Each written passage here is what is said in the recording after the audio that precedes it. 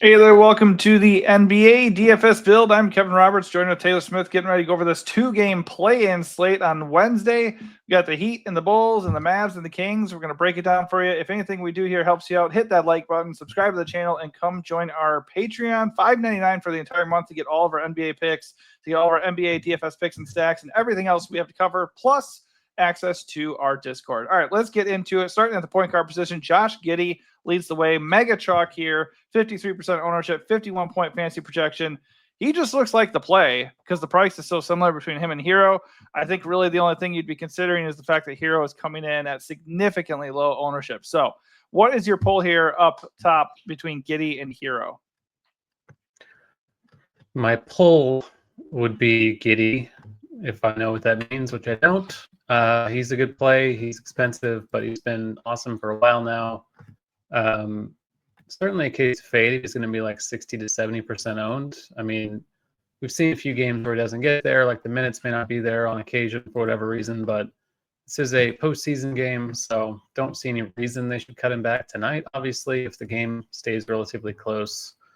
Certainly prefer Giddey. Hero, easier to get to on FanDuel. You have to force in all these guards. So definitely favoring Giddey, but the field will be doing the same. Yeah, I agree. Certainly a case can be made for Hero, but Giddey is the play right now for me. Down low, Spencer Dinwiddie does look like good value, 5.7. If I'm going to start thinking about guys to fade, Davion Mitchell is probably the first one that comes to mind. Crazy ownership for him. Obviously, he is a good value on a two-game slate. He projects okay. He should play a lot of minutes, and the Bulls are an amazing matchup. But if he's going to be 40% owned, I don't mind doing something else. How do you feel about him and Dinwiddie? Strongly prefer Dinwiddie. I just think the game environment in that one should be a little bit better. Obviously, the Miami side of the game looks good. The Bulls have been a matchup we've been targeting all season. I feel better about Davion Chalk than I did about KCP Chalk. He's just been pretty good since he showed up in Miami. Far better per minute rate than he had in Toronto or in Sacramento. So I'm okay with Davion.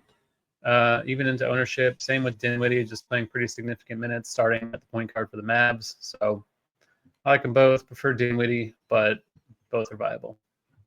Yeah, another guy to factor into the equation is Keon Ellis. There's no Malik Monk, so he would naturally probably start and play over 30 minutes in a competitive game.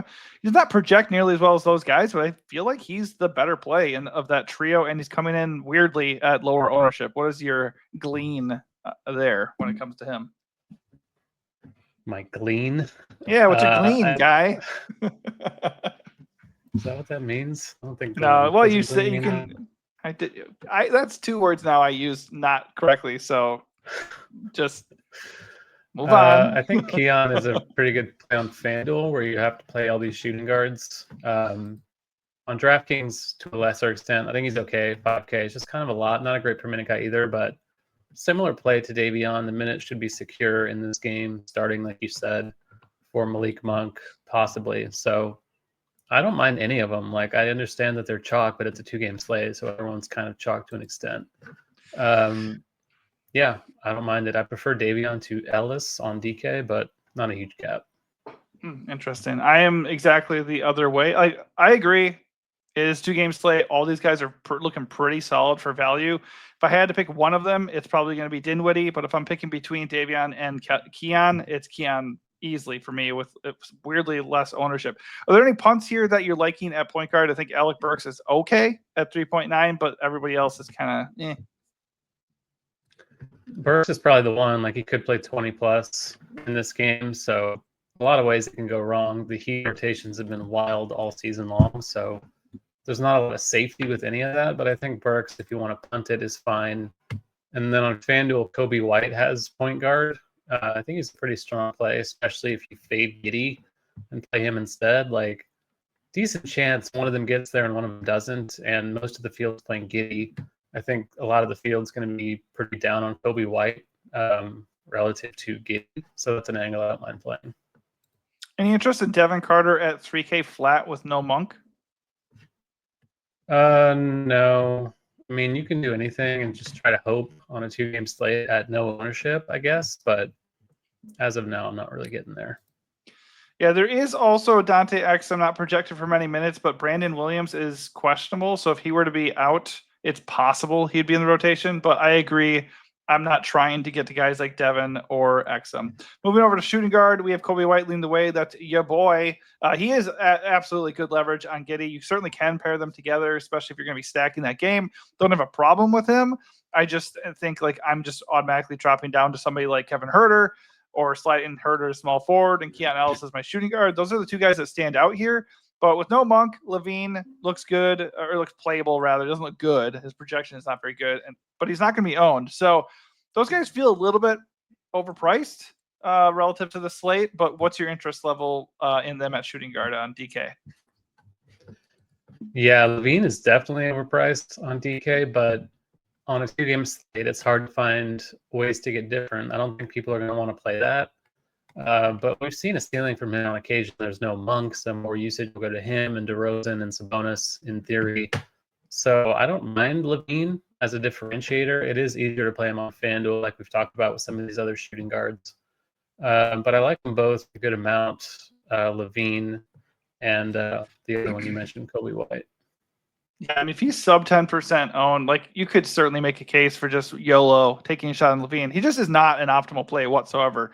Price wise, projection wise, there's a reason why he's not owned. But in tournaments, Levine is a guy I would get on my radar. I just don't think you have to go take a 7% shot on him when Kobe White is just a better dollar for dollar play.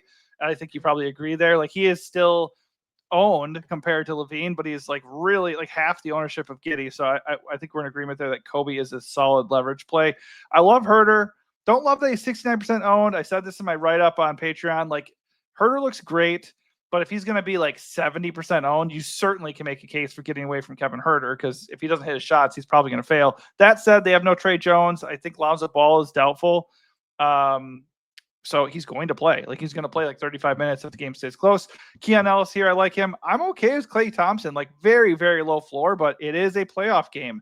Pretty decent chance Klay Thompson gets 30 plus minutes in this game, especially if he's hitting a shot. So at 5.1, especially since he's not really owned, I don't hate him. But he's probably like the last guy in here that I'd feel remotely good about. It's mostly Huerter and Ellis for me. And I'm not even that interested in the dives. Like Duncan Robinson, like we're talking about Alec Burks already. Like those guys are guys I would have in my player pool if I'm doing a ton of contests or a ton of lineups, but they also are guys who can get you like absolutely nothing. Yeah, I think you can make a case for Christie just because he's going to get some minutes. There's the potential that he gets more than his like low 20s projection if things go well for him. That's a gamble I don't mind rolling the dice on. Sub 5K, guard forward eligible. I like that game in general, obviously. So Christie's in my player pool. I agree on Klay being the safer play of the two, but that's another guy who's entirely reliant on the shots going down, just like Huerter. It's hard to fade Huerter as of now. Like he's just underpriced for the role he's been playing with Chicago, like mid-30s minutes. Not a fun guy to roster, just given his scoring reliance usually, but he's not horrible per minute. It's hard to find cheap value you trust on slates like this. So I prefer Huerter to Ellis, but I like them both a decent amount. Yeah, right now I find myself just pairing them just because they are cheap and they're seemingly locked into like a 35-minute roll. I do think like the Huerter versus Klay thing is a little bit interesting when you look at the ownership. Like they're kind of the same guy, right? They're kind of the same price, kind of the same guy. And they're probably both going to get minutes. One of them 70% owned, the other one's like 20% owned. So if you want to like just do a flip right away, I think going from Kev to Klay is not the worst thing. That said, just like you were kind of talking about yesterday, I think especially on a 2-game slate, just eat the good chalk. I think Keon and Huerter are just good chalk, and I'm going to eat them tonight. But if I'm doing a lot of lineups, I will play with the idea of kind of filtering those guys in and out a tad, and Klay is a pivot. As far as punting here, dare we try Dalen Terry? He is probable to play 3.5K. They are still without those two guys I mentioned. There is a role for him unless they tighten the rotation crazily. Like he could get 20 minutes at 3.5K. Are you interested? No. Quickest I analysis think Najee ever. Marshall is okay. Are we at small forward yet? I guess no. We're on shooting guard. You are just done with Dalen Terry already. So fast. Yeah, fuck Dalen Terry, the worst NBA player in history. Yes, fuck Dalen Terry, but I will say if you're playing a lot of lineups, 3.5K to get a little tiny bit of exposure to him, if he's going to get those minutes, I think it's okay. I'm not going to be like super heavy on Dalen freaking Terry, but he's in play to a degree. At small forward, DeMar DeRozan does look good as far as projection alone and no ownership, but he is freaking 9K. It feels steep.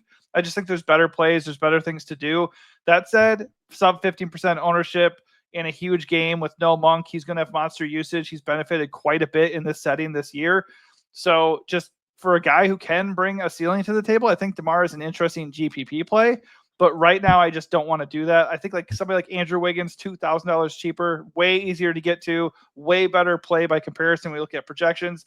The only issue at all is he's going to be chalky. And he's Andrew Wiggins. He is Andrew Wiggins. DeRozan on FanDuel is like 8-1. I think he's... Yeah, on FanDuel, you got to play tomorrow, I think. Yeah, he's a phenomenal play over there. Yeah. On DK, it is harder. I think I prefer Levine to DeRozan on DK just because Levine has a guard and forward, and DeRozan's only small forward. So both are fine. Both are guys I would play in a multi-entry set. I'm not sure either of them would make a single entry build for me. But you can make a case as differentiators, of course. I agree on Wiggins being fine. The minutes are usually pretty secure. Going to be super chalky, but it is the Bulls they're facing, so there should be enough for him to go around in terms of usage. And then other than that, it's like Kobe White again. Najee Marshall, I mentioned under 6K on DK is okay. We did see them start him at point guard over Dinwiddie in one of the last games of the season. If they do that again, certainly Marshall gets a lot more interesting and Dinwiddie the opposite. So keep an eye on that lineup. That's a late game. That can be an edge to get on the field if they do something funky with their lineup. Beyond that, Klay Thompson, Duncan Robinson, like Pele Larson and Nikola Jovic are questionable. Duncan Robinson could be in for a boatload of minutes if those guys are out. It's Duncan Robinson, but I feel a bit better about him than I do someone like Dalen Terry. So as a punt, don't hate it in that situation. Oh, 100% Duncan Robinson over Dalen Terry. I'm just saying Dalen Terry could be somewhat viable. I also say disagree slightly on DeMar versus Levine. They're both going to be low owned, so I would just go DeMar for $300 more personally. It's just easier to get Levine with the eligibility. Right, because the shooting guard eligibility too. You're not wrong. I like the Najee call out, so definitely like yesterday, we didn't really talk that much about Scottie Pippen Jr. and he started the game. Like we didn't know for sure if that was going to be the case. And sure enough, he did. So suddenly he was a lot more viable than we originally thought, right? So even come playoff time, you just never know what the coaches are going to do. So definitely keep an eye on those starting lineups. And even more reason, though, to hop into our Discord through our Patreon. All right, over to power forward we go. Anthony Davis leads the way. Anthony Davis is really interesting to me. And honestly, so is Bam. Both these guys look great. 10.3, 9.8K. So they're very, very expensive. Like when you factor in like the actual historical ceiling of somebody like Brow, and it's a playoff game, so he's not going to be limited. He feels like the better play. Bam's a little bit lower owned, and Bam's like definitely overpriced compared to who we're used to Bam being. But I think you can make a case for either one of them. And the fact that both of them are going completely overlooked due to that Wiggins ownership is very, very interesting, and I will definitely be overweight on both of them. Yeah, Chicago allows the most points in the paint per game they have all season, so it's kind of a nut spot for Bam. Not really going to be high owned given his huge price tag. 9,800 is a lot to pay for Bam, the guy who historically doesn't really have a ceiling he attains very often. So I do prefer AD between the two. Sacramento, not the most opposing defense, especially inside. 10-3 is a bit pricey for him as well, but the minutes limit should be a thing of the past in this game. Power forward eligible makes it very easy to get to him. So very in on DK, on Anthony Davis, on FanDuel to a lesser extent. I think I prefer guys like Wiggins and DeRozan and PJ Washington, who we forgot to talk about, small forward eligible on FanDuel, but pretty decent play overall. Otherwise, I'm just kind of going cheap power forward. Guys like Murray, guys like Lyles, Buzelis, all grade out pretty well. Yeah, Lyles looks like an awesome punt at 3.9K. He's going to get minutes. Obviously, Monk being out helps him to a degree. Hey, He's the best play under 4K right now. Like, I think Duncan Robinson could give him a run for his money if those other two guys you mentioned, in fact, are out. But Lyles probably is still a little bit safer. Feels weird calling him safe, but the only logic to go against Lyles really is the ownership. He's going to be egregiously owned, 64% right now. I think I'm just going to eat it most likely and try to get different somewhere else. Like, I think 51% Wiggins, if I'm doing a lot of lineups, that is somewhere I can get away from a little bit. 52% Keegan Murray, I can get away from that a little bit. Like, Keegan Murray plays a shit ton of minutes. He's reasonably priced, okay projection, but he's not a guy that always, very often doesn't hit, right? So, like, if he doesn't bring a ceiling game, somebody like Trey Lyles, who's just way cheaper, just feels better. And like Anthony Davis versus Bam, you could certainly make a case for either of them. I'm with you. It's Anthony Davis all the way. And honestly, Anthony Davis is not that expensive in relation to like who he actually was with the Lakers. And now he's no longer limited. So he just looks like a smash play at this ownership. And not really that interested in Bam when compared to him directly. At center, you also have Sabonis, 50-point fantasy projection, 10.5K. Going up against Brow, I'm really not that interested in that at all. I think you can make a case based off of ownership and projection. But compared to Brow and the other guys here, like Giddey, Sabonis just feels way overpriced, and I do not have a lot of interest. So a pretty easy fade for me personally. I think there's other guys to take a chance on. As far as value, though, Vooch, my God, Vooch looks amazing tonight. Yeah, I don't love the spot. I don't love that he's 50% owned against Bam at 8,500. He's a good play. That might be chalk to get away from. Like, play Kobe White along with Giddey instead. Do something else at center, whether it's paying down for Khalil Ware or someone like Derek Lively or something like that, and paying up for Sabonis for Bam instead. I think, I understand why Vooch is popular, but I think it's just kind of not the greatest chalk on this slate. There's other ownership I'd rather eat. On FanDuel is 8.2, so again, he's cheaper than he is on DK, which is always a sign of good value given FanDuel's higher salary cap. It's not a good position overall. You can play Lyles here if you want. We mentioned Bam, you can play. So I guess Vooch is kind of getting ownership just because of a positional scarcity thing, but not really comfortable with it. I'm plenty comfortable, but I think your note about the ownership is certainly viable. Like 50% owned is a lot. He's not like cheap either. Like back when he was like 7.3, 7.6, we felt a lot better about playing him. But I do like the projection, and you nailed it on the head. Like, what other centers do you feel really good about? You have to play one. I do think right now one really good strategy, if you're going to go away from the Vooch chalk, and this is the reason why he's not a core play for me, is that you can just punt center with Lyles. And why is Brow not center eligible? By the way, it's so stupid. But just play Brow maybe at power forward, so you're paying up over Bam and kind of bypassing Sabonis. I think right now that's my favorite way to go. If this ownership is going to hold, he's going to be kind of overlooked here. Are there any other cheap centers that you have your eye on, or are you kind of looking at, those same guys we talked about? I think you can roll the dice on the Mavs, Lively and Gafford. Like, there's no telling how that's going to go. They both recently came back from injury. They were both out for a long time. They haven't played a lot next to AD. So him being there is going to potentially just kind of sap what they do, but they're cheap. They're going to have to play. I think you can take a shot at Zach Collins. I think you can take a shot on Joe Val. Like, in tournaments, these good per minute backup centers are viable on tiny states like this. No one's going to play them. Bigs can get into foul trouble. If Vooch gets 2 fouls in the first 2 minutes, Zach Collins is going to see at least elevated first half minutes. So I don't mind shots like that on this kind of slate. And bigs generally are better per minute producers than swingmen. So if you're punting chalky Duncan Robinson or something like that, I don't mind pivoting some of that. Someone like Collins or Lively or Joe Val who can get there even in limited minutes. Not a fun slate to be doing that kind of stuff, but I think it's okay today.